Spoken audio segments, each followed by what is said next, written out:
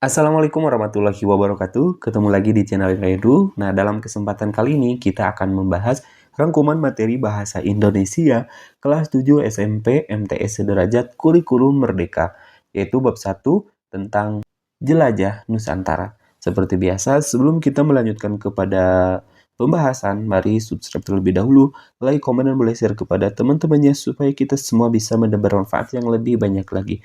Nah, dalam rangkuman ini, bab 1 tentang jelajah Nusantara diantaranya terdiri dari beberapa subpembahasan. Subpembahasan yang A memahami isi teks deskripsi, sub yang D yaitu unsur bahasa dalam teks deskripsi, sub yang C analisis teks deskripsi dalam sajian visual, sub yang D analisis informasi lisan, sub yang E menyunting teks deskripsi, sub yang F menyajikan teks deskripsi sederhana. Mari kita simak pembahasannya.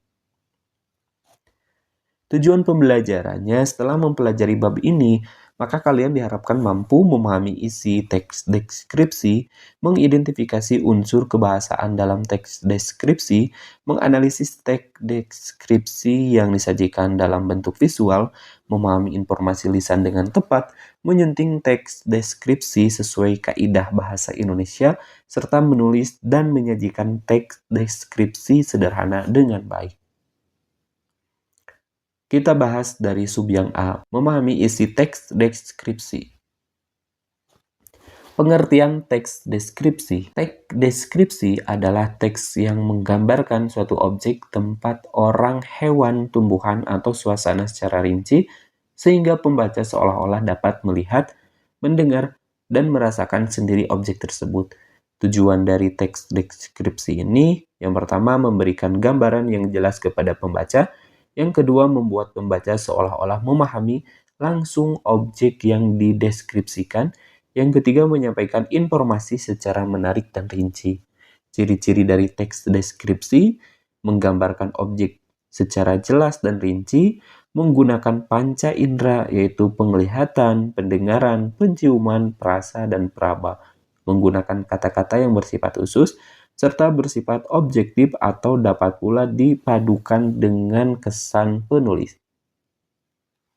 Objek yang dapat dideskripsikan diantaranya ada tempat wisata, rumah adat, gunung, pantai, sekolah, toko, hewan, tumbuhan, serta budaya daerah.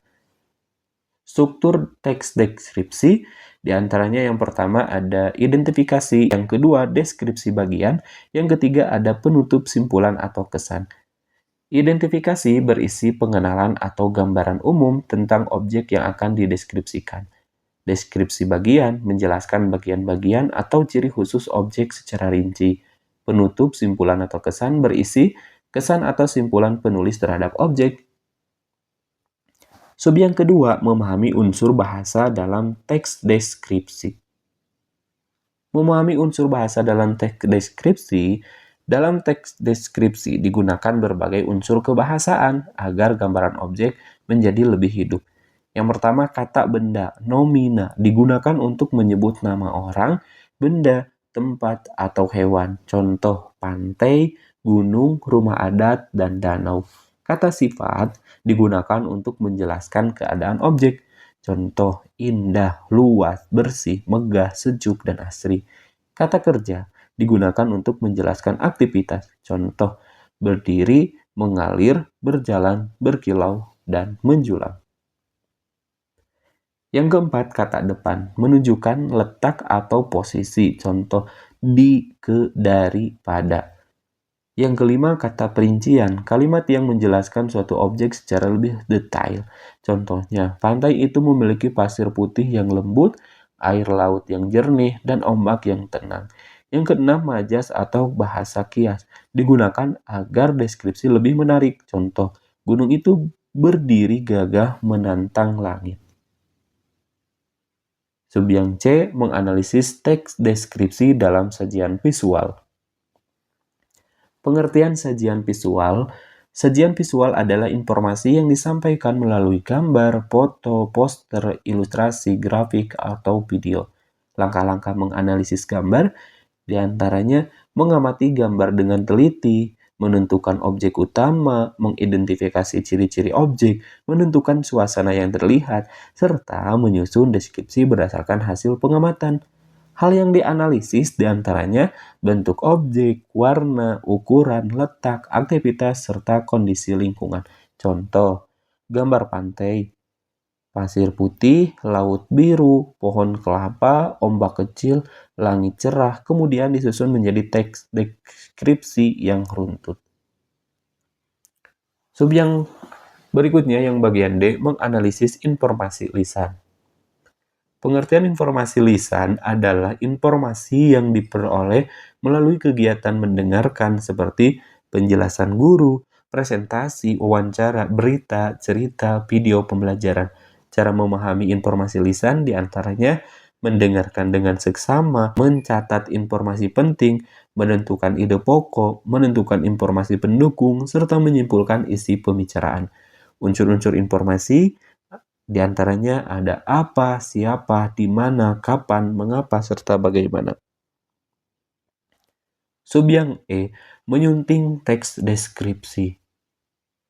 Pengertian menyunting. Menyunting adalah memperbaiki kesalahan dalam sebuah teks agar menjadi lebih baik dan mudah dipahami. Hal yang disunting, diantaranya yang pertama ejaan, contoh huruf kapital, tanda baca, serta penulisan kata.